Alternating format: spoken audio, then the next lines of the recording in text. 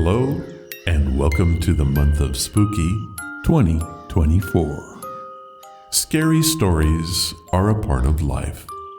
We've been telling them since the dawn of man over campfires, radio broadcasts, television, and these days, social media. They remind us of our own mortality, get our adrenaline going, and send chills through our bodies that, well, we just can't explain. During this month, you can expect the unexpected, hear the unbelievable, and witness stories that will stretch your imagination. Why? Because that is what we do here at Ron's Amazing Stories. So settle in for the spooky and be prepared to be taken away from today.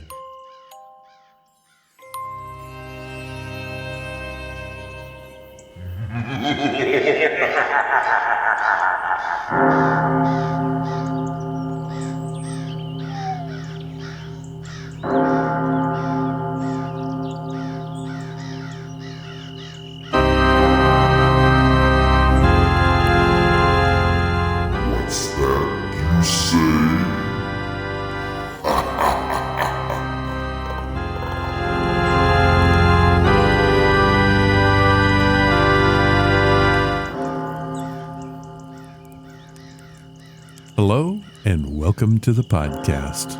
We have a full show today. Emma Lynn Dowd is here, and we're going to try out a new segment called Stories from the Other Side. I think you're going to like this one. Let's get things going with...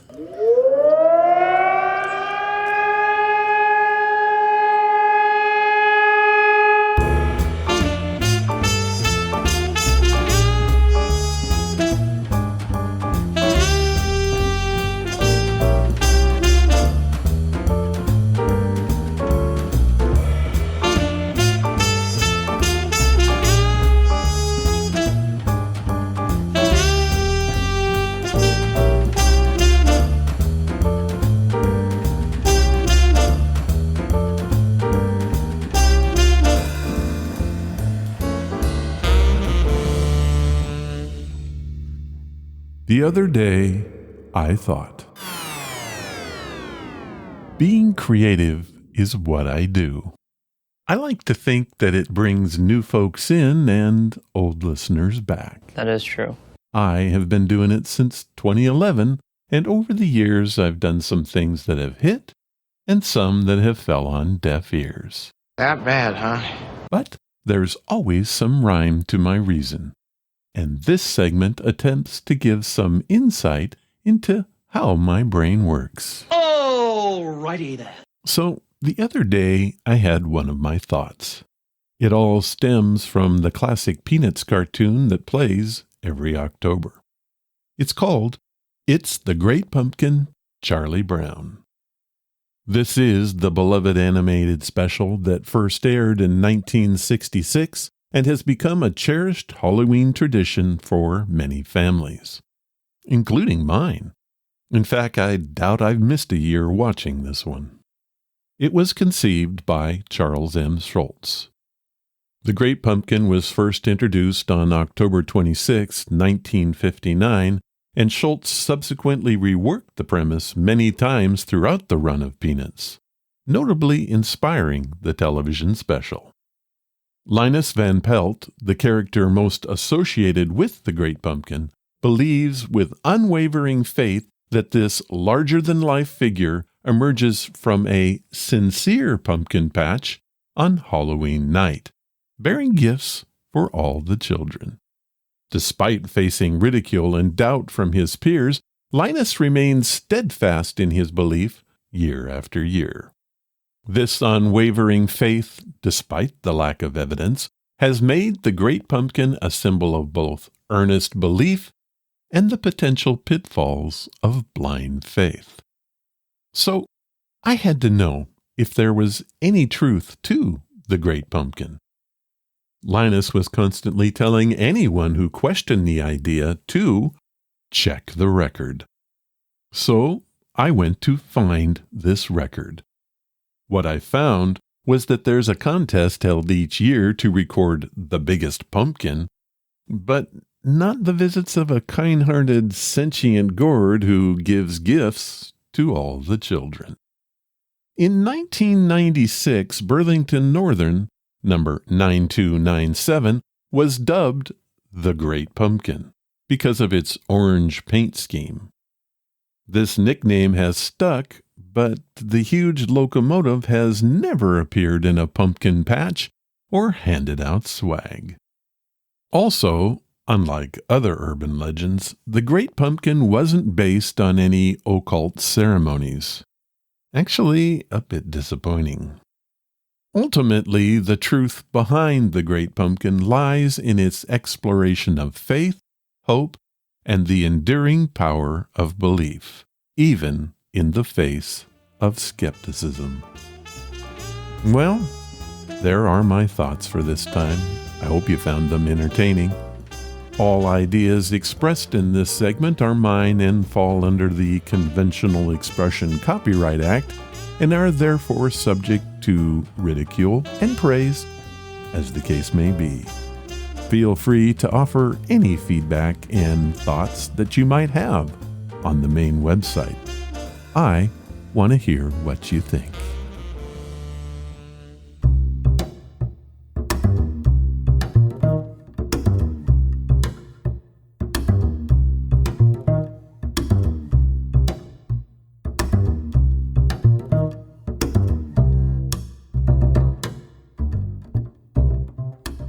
Did you know that Ron's Amazing Stories is sponsored by Audible? Audible is home to over 180,000 audiobooks, any of which can be yours. All you have to do is sign up for a 30-day free trial, and Audible will give you a free book and access to their original content. To download your free audiobook, go to audibletrial.com/Ron's Amazing Stories. Thank you, Audible.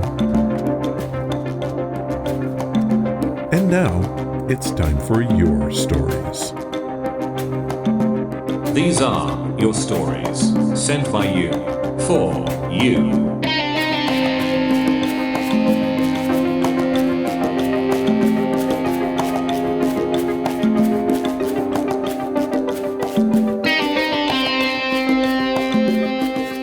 Well, I do have to say that you guys were great in getting your stories in for the spooky season, and I thank everyone that participated.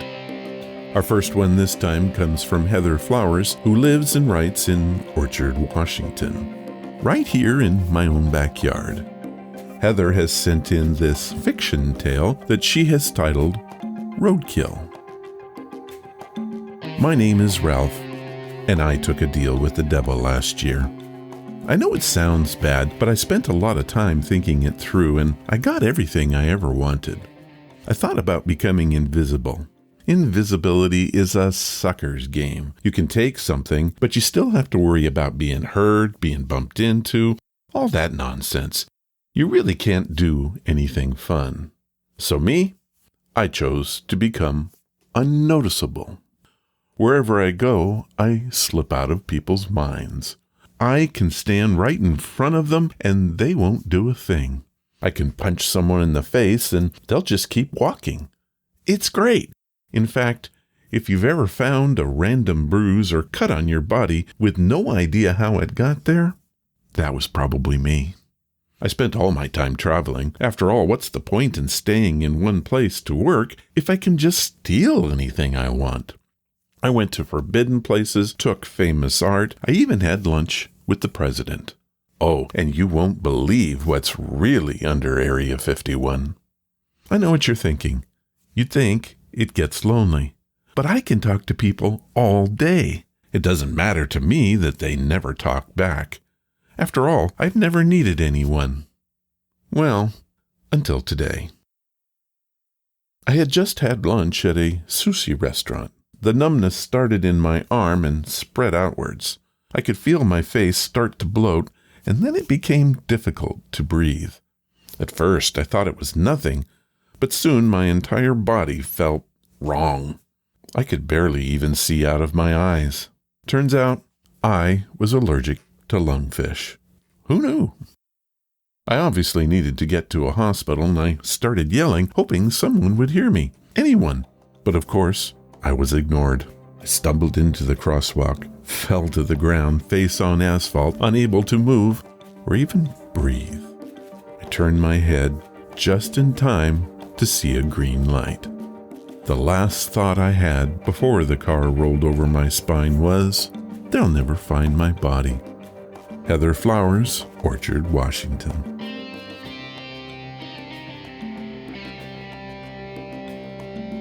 Man, Heather, that is a great story. I loved it, and thank you for sharing it with us.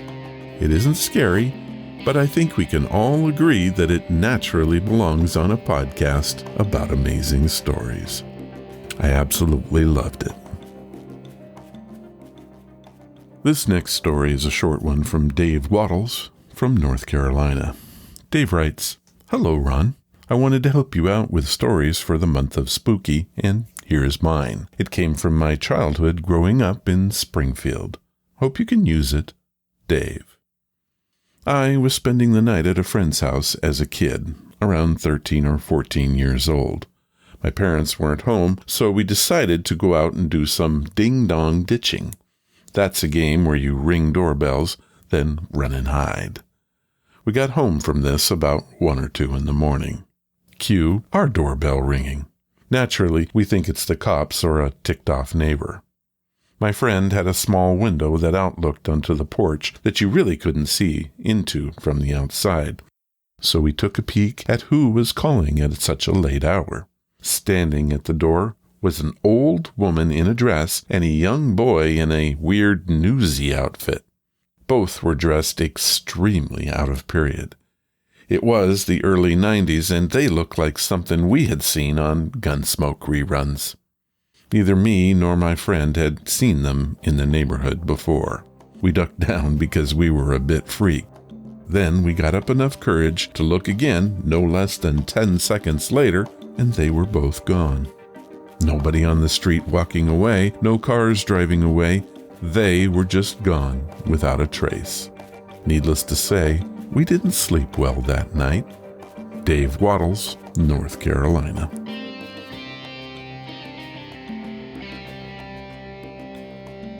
Well, Dave, that's quite a story. One has to wonder if that was a time slip or some sort of blast from the past. Who can say? But it certainly was creepy. Our last story comes from Iowa, and that's all I know. It was left without any other information, and the email was bogus. I decided to go with the story because I like the strangeness of it. If you sent this in, please let me know who you are. I want to give you proper credit. Hi, Ron. This story happened about 3 Halloweens ago, and I haven't told this anywhere on the internet, but I thought I should when I heard you ask for stories. About a week before Halloween, a tall man came to my door and asked some questions that I found unsettling. He had a weird vibe about him, and he was asking how long I had lived there. I'm an awkward person, and anyone else probably would have asked, "What are you doing?" But I didn't question him about it. I told him that I had lived there for 7 or 8 years. He then asked if I noticed anything weird about the house when I bought it. I said there wasn't anything, but he was persistent and asked if I was sure. I told him I was, and then he said, "Were there any unusual noises at first?" This was kind of weird because thinking back to the time when I first moved in, for about 3 or 4 days, there were creaks and groans coming from below the house. But after that, they were gone, so as far as I was concerned, the problem had been fixed. Then the old man left without saying another word, which shook me up. My mind jumped to the worst. Things like, maybe he lived under my house? But one thing was for sure, something wasn't right about him. On Halloween, everything was fine. Kids were knocking on the door, and I handed them candy. I had just had a group when one child on his own was approaching, so I thought I'd stay at the door rather than closing it and making him knock. As he got closer, he seemed too tall to be a child. He was wearing a dark mask, a kind of generic monster mask. He said in a very deep voice, "She's under the floorboards," and walked away. This sent chills down my spine as I instantly remembered the odd man asking about the noises. I was again pretty shook up, so I called 911 to tell them what had happened. The police showed up and wanted to know exactly where the noises came from. I pointed to the area and they asked if they could pull up the boards. I allowed them to, but they found absolutely nothing. I've never been able to get over this. I hate how this man knew that there were noises, or maybe it was just a sick joke. I really don't know. But what I do know is that I now really hate Halloween because I never know if this odd man is gonna come back. From a person unknown, possibly living in Iowa. Well, that is a creepy story. I can't imagine what it all means. Again, if you sent this in, please contact me. I have dozens of questions I would just love to ask you. Do you have a story that you want to tell on the show? If you do, we want to hear it. It can be about any subject and from any genre. Heck, it doesn't even have to be true. Original fiction or stories from the public domain are quite welcome. To submit them, head to ronsamazingstories.com and click on the story submission banner. Fill out the form, and soon your story will be heard on the show. Do you have a story but don't want to write it? That's okay too. Just leave your contact information, a brief description of your story, and I'll get back to you. We can write it together. However, if you don't do it, your story remains just that, your story. Why not share it with the world and make it our story?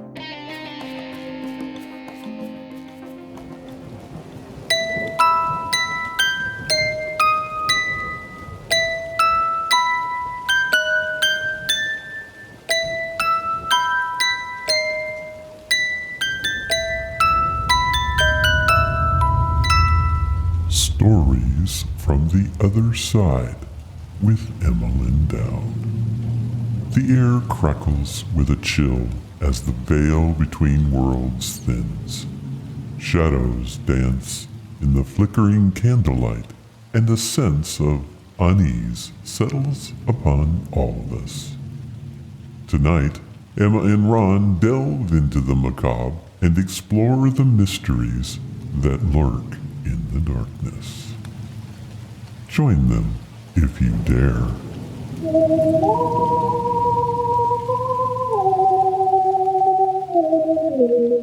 So that brings us to Emma Lynn Dowd. It's been a while. It's always great to talk to you. I'm glad you could get this for this spooky season.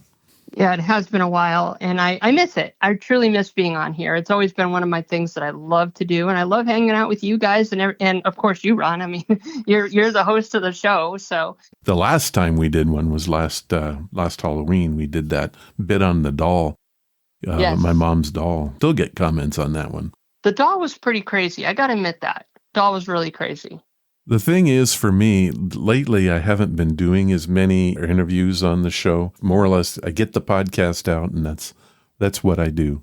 So it's a real treat for me to get to talk to people again, because it's what I want to do eventually, is get back to doing all interviews, authors, you name it. That's how we met, because you came on and we talked about your book. So that's great stuff. But this time we're here to talk about the spooky. Yeah, I love the spooky. This is my favorite time of year. Oh, sure. Everything I am is spooky. Spooky and weird. So what I thought I'd do is I kind of randomly came up with some questions, some ideas, some things to get us talking about the weird and unexplained. And so I thought, hey, I'm going to ask you a question, and then we'll both take a stab at answering the question. and see what we come up with. How does that sound? I think it's a great idea. All right, so do you want to get started on it? Just dive right in with question number 1. Let's do it. Why not? So, if you could speak to a ghost, who would it be and what would you ask? I actually have 2. Okay. I think the one that I would have always really been fascinated with would be King Tut. Really? Just the idea of being a boy pharaoh, going through that time and what it was like back then, how he saw Egypt to be going into the future, and how would you think of it today? Is it exactly what you hoped it would be? Obviously not knowing about all the modern technology, but the growth, and is he proud of it? And the other one would be my grandmother, because I miss her terribly. And I want to know is if she's proud of me and would I embarrass her today? I mean, there's a lot of things that I've done and, you never know what people are thinking. And I know she'd probably never admit that to me, but it is something I've always wondered. And every time I try to do something, I try to keep her in mind, as long as my parents and everything else. So that way I try to always be the person that they wanted me to be. If I could ask her, am I the person that you hoped I would be when I was growing up? You know who I'd want? Now, this is going to sound completely off the wall, but I want to talk to John Lennon. Now, there's some reasons behind that, because have you ever really listened to Beatles lyrics? I mean, just really look at what they're saying. There are things like just the walrus alone. Who was the walrus? What is the walrus? Yeah. What was his thoughts on that? And other things too, some of the things that he came up with. I want to find out what in the world he was thinking. Was it just drugs? Was it just a complete loss of mental acuity? Or did he have some deep, dark purpose there? So I want to talk to John Lennon, doggone it, and find out what in the world he was all about. Yeah, actually, that makes a lot of sense. But at the same time, they are insane. Lucy in the Sky is probably one of the weirdest ones out there. Mm-hmm. In fact, years ago, I had planned on trying to take that song and turn it into a photograph section by section. And it was so complicated. It would have almost taken me probably more money than I would have been able to have access to be able to do that photo shoot, because of how crazy it is. But to me, I think it's more like an LSD trip. So I actually, while we were talking, I pulled up the lyrics for Lucy in the Sky with Diamonds. Mm-hmm. So you were talking about taking a picture. Okay, let's take a look at that. Picture yourself in a boat on a river with a tangerine trees and marmalade skies. Somebody calls you to answer quite slowly, a girl with kaleidoscope eyes. So it's interesting. How would you take a photo of something like that? Well, basically, I was going to make like a little diorama. And kind of like if you picture it, you've probably seen how they do the videos for the movies, Tim Burton's like The Nightmare Before Christmas. So it would be very similar to that. And then what I would do is I would take a person and do it on a green screen and make it smaller. Now, Marmalade Skies, what I would do is I would take a photo of looking at a tray full of like jam and have it going across, and I would be blending it all together to make it look like it's one picture the way it was kind of imagined. It would mostly look a lot like a dreamscape. And that's kind of what I was going for. But just the sheer amount of craziness, like you said, that was just one tiny little lyric. The whole thing goes down deeper. Oh, yeah. The idea of it was a great idea, but to find it and execute it was going to take a lot more time than I had expected, and a lot more money because of like the looking glass ties. I'd have to find a looking glass and turn it into like a tie. Mm-hmm. I'd have to find a railroad station. I'd have to take all these things and blend it together like a puzzle. With plasticine porters. Plasticine porter, yeah. Plasticine porter. Sorry, I said that wrong. But what is a plasticine porter? Plasticine is plaster. Oh, is that what it is? Yeah, it's plaster. And so a porter is somebody that would work. I'm trying to think a porter. I think they worked on the train. Yeah, they carried bags and helped people find where they would sit and stuff. Yeah. Yeah. And I had gone through there and I looked up everything. I mean, everything. Because a lot of it didn't make sense to me either. But now that I've actually had a chance to read those lyrics, it is a mind-blowing song. Mm-hmm. That they were able to come up with that and put it into an actual song and have such vivid visual representations. Well, I got to say, in terms of our ghosts, we weren't very creepy, but we'll get better. Well, that's not really a ghost. That's just somebody that we find interesting to talk about. Yeah. Okay, so let's move on to something a little more creepy. So let's go with a hard-hitting, have you ever encountered the unexplained that sent shivers down your spine? Yeah. For anybody that doesn't know, I actually work in the most haunted house in the state of Florida. I have been to a lot of them. I've been to the Whaley House in San Diego. I have been to the Queen Mary. I basically lived by the Haunting in Connecticut house. I went to the same hospital that year when I broke my arm that her son did. And I used to deliver papers next door to it. Now, in those times, I have seen things that have really kind of like made me wonder. I never saw anything at the haunting of the Connecticut house. I used to have to ride by in the morning at like 5, 6 o'clock in the morning. It's dark.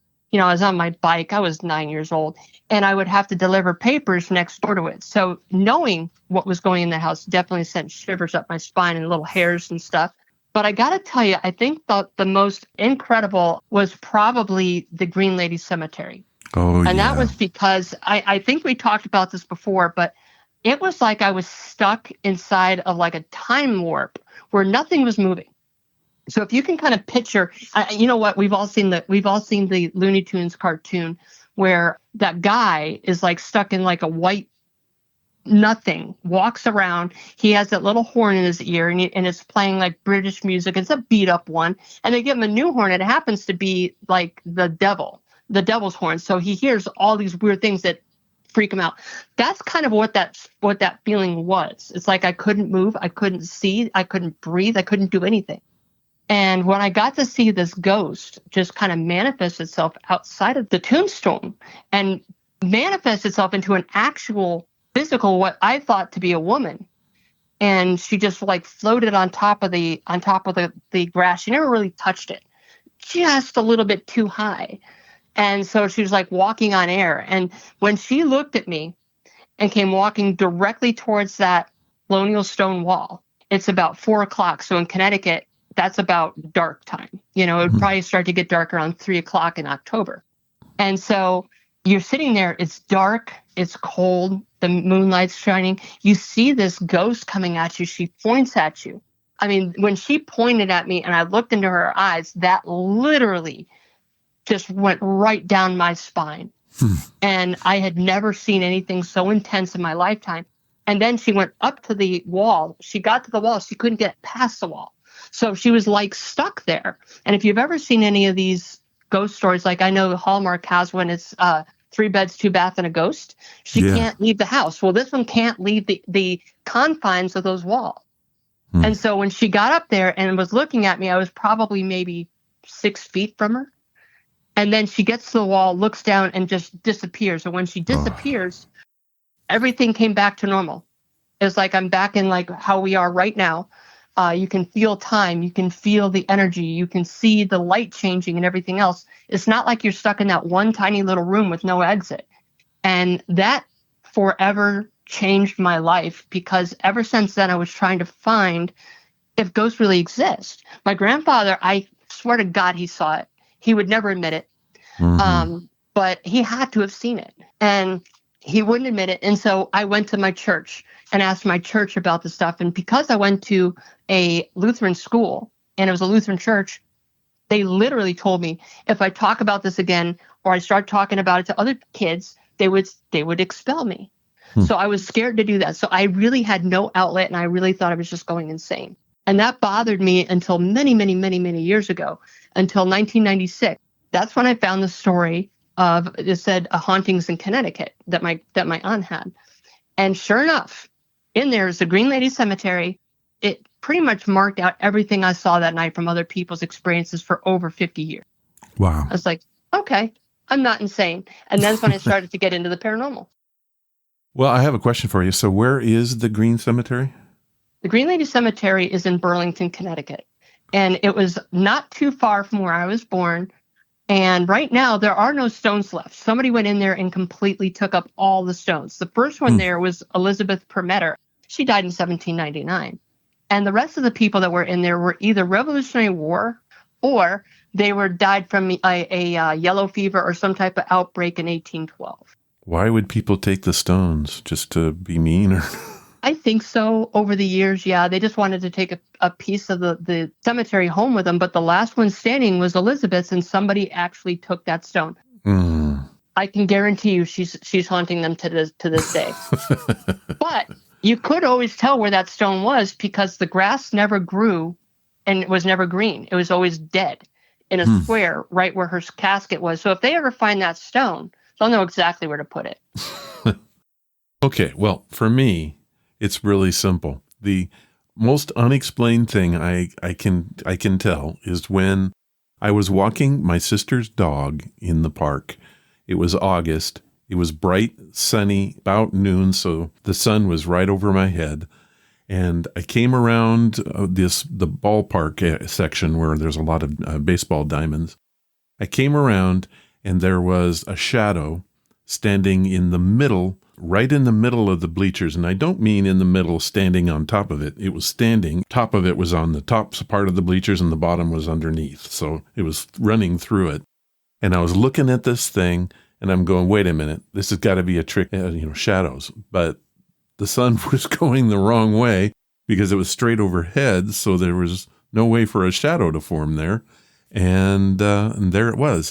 I was looking at it. I was walking. The dog reacted to it and kind of growled and backed away. I passed by a post that had a light on the top, and I took my eyes off it for that long. And when I came around the other side, it was gone.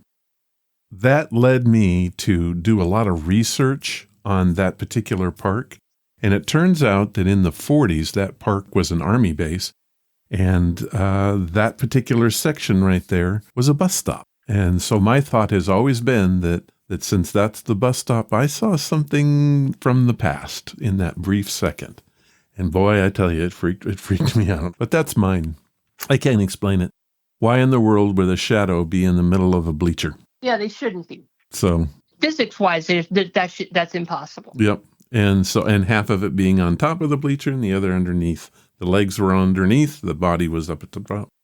Oh, and it looked like it had some sort of fedora, like it was wearing a hat. And maybe it was just all in my mind, but I also felt cold. I don't know. I don't know what I saw. But I can't explain it, and it sent shivers down my spine, and that is what happened. Interesting. Yeah. That is a cool story. All right. So our next question here is, what is your worst nightmare, the one that haunts your dreams and leaves you breathless in fear? Do you got anything like that? Oh, yeah. I mean, outside of the scare of money, because that can always do that to you, if you don't have enough or whatever. But I think the one that got me, and it was literally haunting me most of my life, it started when I was 5.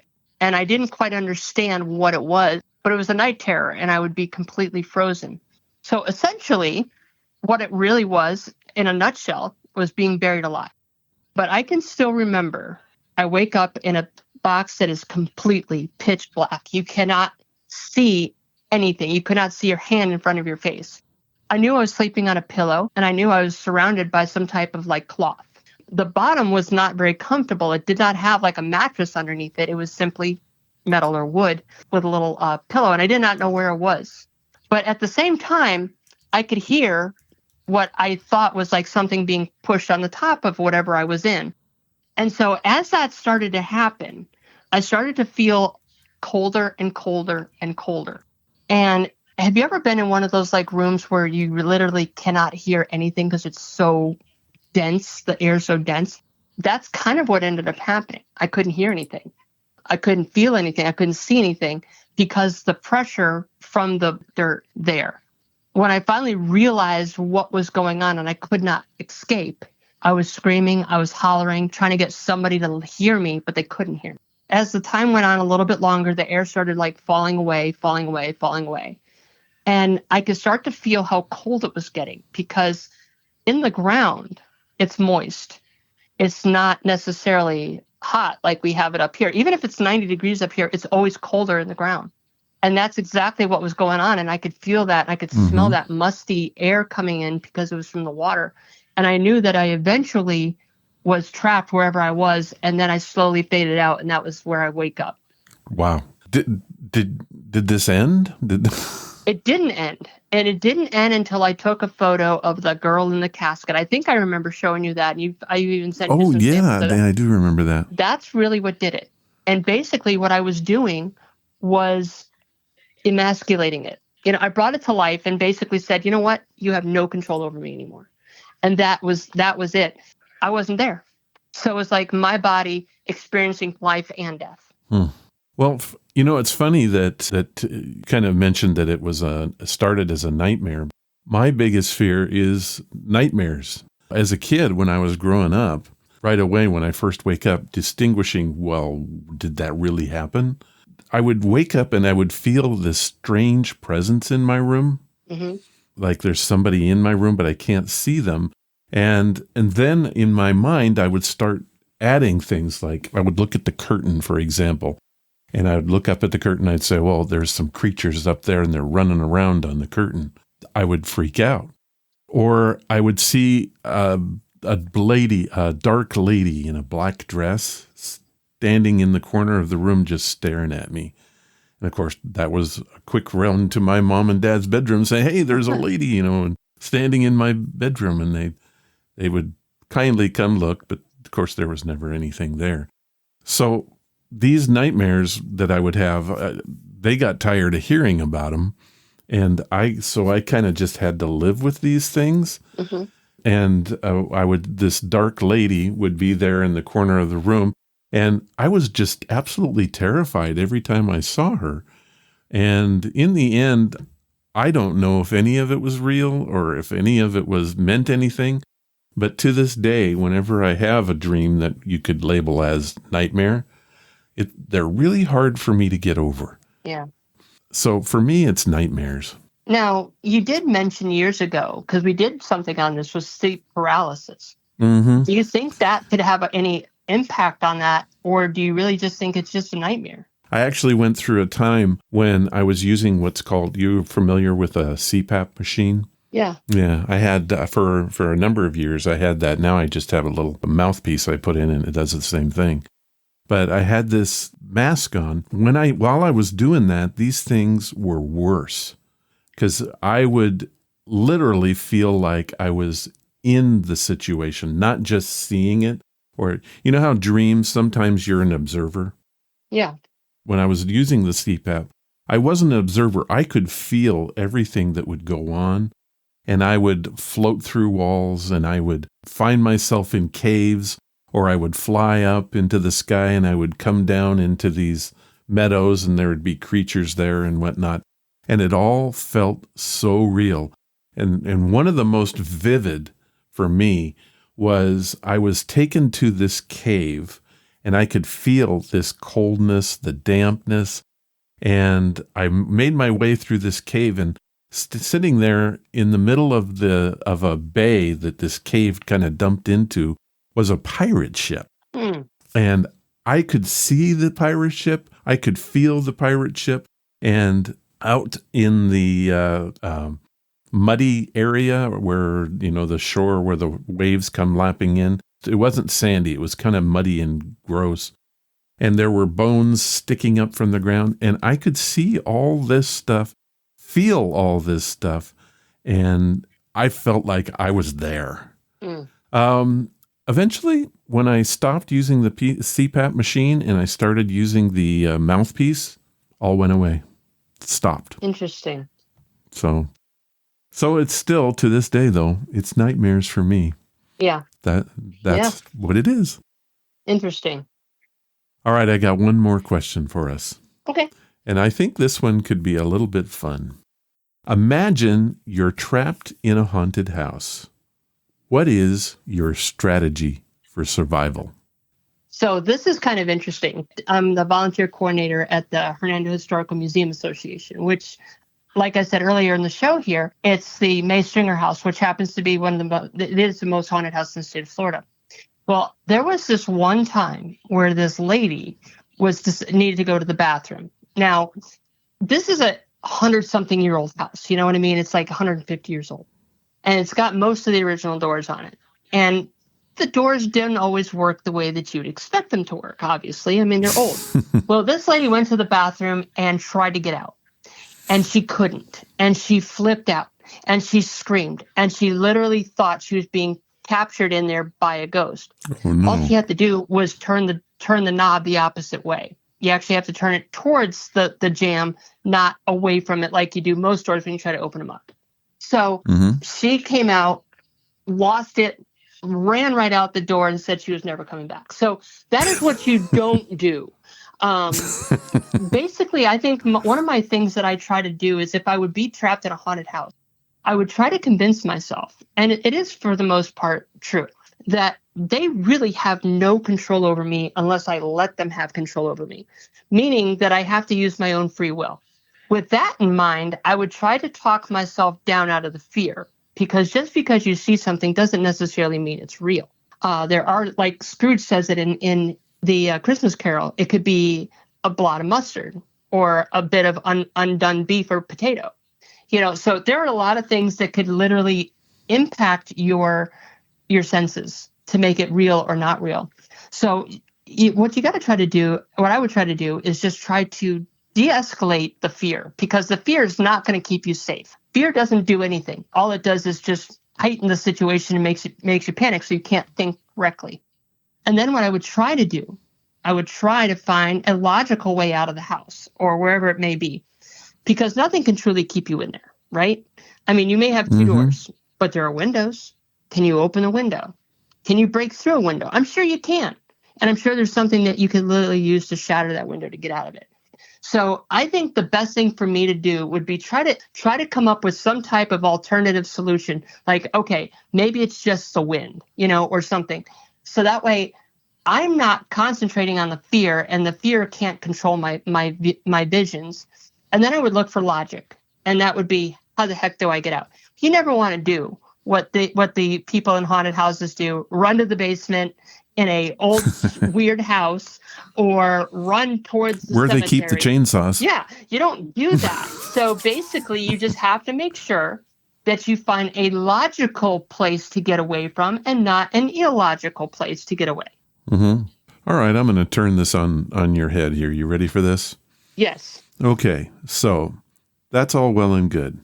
That's what you should do. But let's say that you're trapped in a haunted house. You're in the center of the house.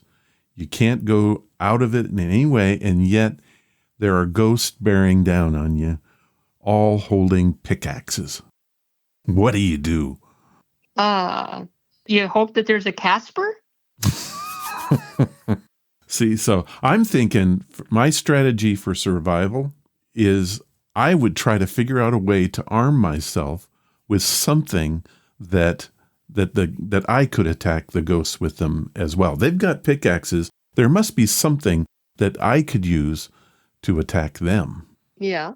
Because, if I have a pickaxe and didn't go after them, they're going to go right through them, right? So what if there must be something in this house that I could use to attack them and to protect myself? I'm going to look for that. Now, what would it be? Well, so the first thing is that ghosts are supposedly made of ectoplasm, right? Yeah. So why not make a device or find something that, let's see, what could it be? How about an ice spear? Well, yeah. Because, maybe if you poke a ghost with ice, you can pierce their ectoplasm. Or maybe a magical sickle. Yeah. Something that has otherworldly powers. There's in any situation there's a way out. So I would try to find that, whatever it might be. Yeah. Well, you know what? Actually, a mirror is supposed to be a good way of trapping. Remember when we did that one show about like how they would cover the mirrors up so that way if the spirit saw itself, it wouldn't be trapped inside the mirror? Mm-hmm. What if you did something like that? Exactly. So I would try to find that thing in the house that is either keeping them there or that I can use to get me out. Because given the situation, yeah, they have no power over me. They can't really hurt me. But in non-reality, in the fictional world, that's what I would do. Mm-hmm. That's my thoughts. Good strategy. I don't know if it's a good strategy or not, but it is what I would try to do. And then, of course, dodge their pickaxes, which might be problematic, but I'll do the best I can. It would definitely make trying to find that object that would help you get out of that a lot harder as you're dodging something like that. Yeah, exactly. Anyway, those are the questions that I have. Do you have anything that you wanted to talk about this? Anything that you got going on? Are you still doing ghost hunting these days? I haven't been doing as much of it. I just don't have time. But yeah, definitely. I mean, in all reality, like I said, I work at this haunted house, so I see things all the time. And so that's kind of neat. Now, I'll tell you a quick little story that happened to me today. So I wasn't even supposed to go up there today, but two of the docents couldn't make it. And a docent is like basically somebody that would volunteer and give tours. So what I ended up doing was I went in, and because of the fact that we were so short on people, what I told the docent to do is do the whole bottom floor, and I'll do the whole top floor. Now, as they got more towards the back of the house, which is where I was sitting at the gift shop in case anybody called, I heard them talking. And then I heard, "Emma, I'm ready." And so I ran out expecting to see them at the stairway, and they had just started in the doctor's office. I was like, "Hey, did anybody call me?" And they're like, "No." I said, "Did anybody hear anybody call me?" They're like, "No." Like, okay then. So I went back and just kind of waited for them to finish up whatever they were doing. And so those are the type of things that happen quite often. And one time I was sitting there in the middle of the parlor room, and we got a chair. It's like a little wooden chair. And it was right in between the doorway that would take you from the parlor into the dining room. And as I was given the tour, I hear this, and I look behind me, and this chair got pushed from one corner right into the middle of the doorway. So you'd have to go around it to get into the next room. How do you explain that to people? You try not to scare them. I'm like, "Oh, look, it must be the uneven floor." You know how those stupid things are. And so that was one of the things that I had to deal with. Another one that I ended up dealing with, which was pretty interesting, was I was up with about 4 girls from Japan. They were foreign exchange students. They didn't speak much English, but that really didn't matter too much. They were pretty, interested in what was going on. So as we're up in Jessie May's room, which happens to be one of the most haunted rooms in the house, inside the closet there is an air handler because it was big enough to hold a commercial size air handler. And so as we're sitting there, the door's opening and closing. Now, obviously, the most logical thing is the air conditioner unit's coming on and off, and it's pushing it open and closed, right? Mm-hmm. Because it pushes that vacuum. So I went over there, opened up the door, only to find out that the air conditioning unit was not on. So I closed it back up, and I continued on with my tour. And as I started giving the tour, you could see that little like, "Oh my God," look in their eyes. And then it started to do it again. So I'm like, okay, let me go to open it up. So this time I opened it up again. And guess what? It's still not on. So as I walked back over, it started opening, closing. I said, "My God, stop it. You're interrupting my tour." The door shuts, does not open again. Their eyes got so big, you could almost see the hair on their head stand up. And they're like, "Oh my God, that thing just listened to you." They're like, "We're done." And they went running down the stairs, running outside, didn't finish the tour, did not want to find out anymore. That was kind of fun. Was that a ghost tour, or was that just a regular tour? Just a regular tour. It was probably around 1:00 in the afternoon. So they got a little more than they bargained for. They did. They totally did. And you know what? I kind of like that stuff. See, it doesn't bother me. I've actually gone up in that attic when I had some time between the daytime tour and the ghost tour, which is about between 3:00 in the afternoon and 7:00 at night. And I would sleep up there in the most haunted spot in the house. It didn't bother me. That would bother me. No, it was actually, you know what? I actually found it very comforting, believe it or not. Well, I've always thought you were a little strange. Oh, of course I'm strange. That's what I love about myself. Well, Emma, I think we've hit the time mark here. I want to thank you for being with us. This was a fun chat. It was a fun chat, and I'm glad we were able to do this again, especially for my favorite time of year. Well, thank you, Emma, and I will have links to everything Emma in the show notes. So if you want to find out more about her and what she's doing, you can find out for yourself. I look forward to that. Thank you, Emma. Oh, you're welcome.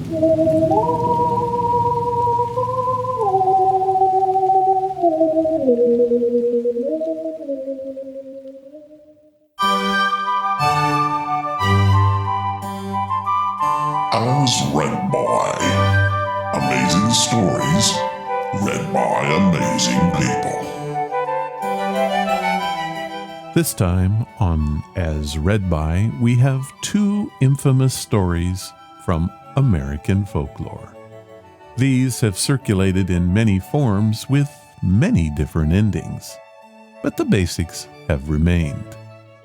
I love studying folklore and legends. The stories that people have passed down for 1,000 years without any sort of marketing support. That is truly saying something about the basic human need to create. Are any part of these stories true? Who can say? But they must have had a beginning somewhere. I heard this first story while still in high school. It took place on a dark road by Old Vancouver Lake, the place we high schoolers would go to race our cars without our mom and dad ever knowing. The story is called The Hook, and I'm pretty sure that you're going to know it. The reports had been on radio all day, though she hadn't paid much attention to them. Some crazy man had escaped from the state asylum. They were calling him the Hook Man, since he had lost his right arm and had replaced it with a hook. He was a killer, and everyone in the region was warned to keep watch and report anything suspicious. But this didn't interest her. She was more worried about what to wear on her date. After several consultations with friends, she chose a blue outfit in the very latest style and was ready and waiting on the porch when her boyfriend came to pick her up in his car. They went to the drive-in movie with another couple, then dropped them off and went parking in the local Lover's Lane. The blue outfit was a hit, and she cuddled close to her boyfriend as they kissed to the sound of romantic music on the radio. Then the announcer came on and repeated the warning that she had heard this afternoon. An insane killer with a hook in place of his right hand was loose in the area. Suddenly, the dark, moonless night didn't seem so romantic to her. The Lover's Lane was secluded and off the beaten track. The perfect spot for a deranged madman to lurk, she thought, pushing her amorous boyfriend away. Maybe we should get out of here, she said. That Hook Man sounds dangerous. Ah, come on, babe. It's nothing, her boyfriend said, trying to get in for another kiss. She pushed him away again. No, really, we're alone out here. I'm scared, she said. They argued for a moment, but then the car shook a bit, as if something had touched it. She gave a shriek and said, "Let's get out of here, now!" "Geez," her boyfriend said in disgust. But he turned the key and went roaring out of Lover's Lane with a screeching of his tire. They drove home in stony silence, and when they pulled into her driveway, he refused to help her out of the car. He was being so unreasonable, she fumed to herself. She opened the door indignantly and stepped onto her driveway, her chin up, and her lips set. Whirling around, she slammed the door as hard as she could. And then she screamed. Her boyfriend leapt out of the car and caught her in his arms. "What is it? What's wrong?" he shouted. Then he saw it. A bloody hook hung from the handle of the passenger's side door. Now, there are much creepier versions of that one on the net. I think just about every town has one. Our next one is titled A Wisconsin Ghost Story. However, I happen to know that it's not just limited to Wisconsin. In fact, we have had several iterations of this tale on this podcast alone. It's quite prolific. It goes something like this. As I drove down the seemingly endless dark road, I cursed my friends. A quaint little bar in the middle of nowhere, they said. Well, they got that right. There was not a blessed sign of civilization anywhere to be seen. But just then, I caught a glimpse of a lighted barn down the road. Civilization at last. I slowed down and pulled up to the round barn. My headlights caught a number of wagons, carriages, and buggies parked beside it.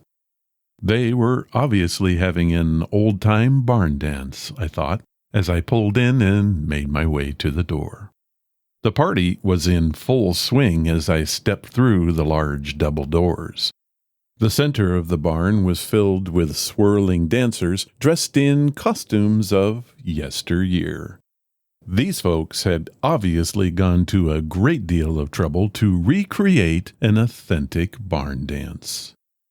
A large bearded chap clapped me on the shoulder in greeting and handed me a mug of beer.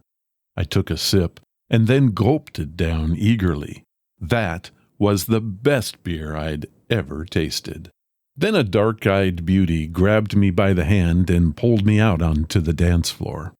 I was flying high, dancing and drinking and singing along.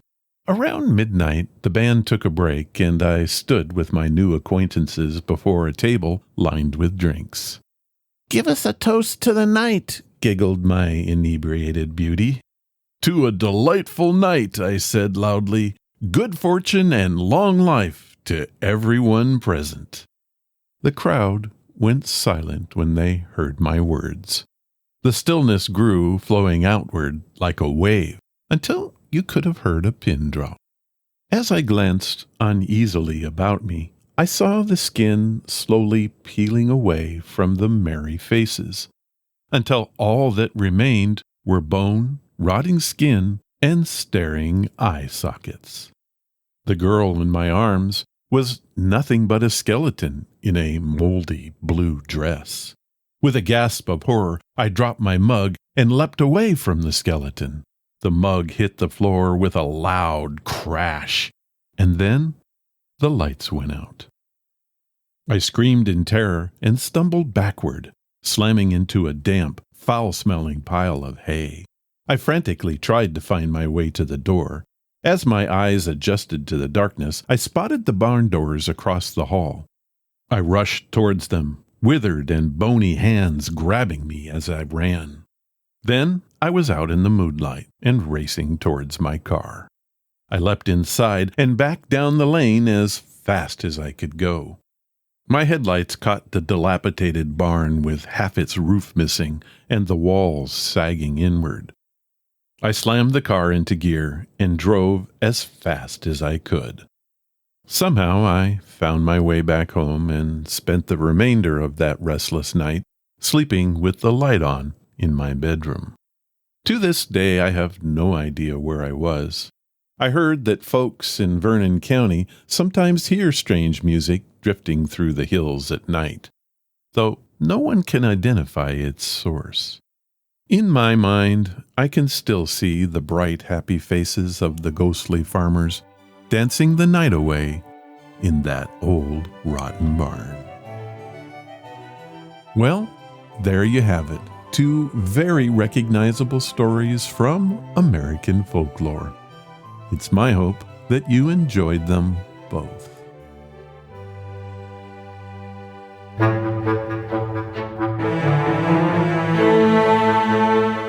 That was episode number 661, and I want to thank Emma for being here today.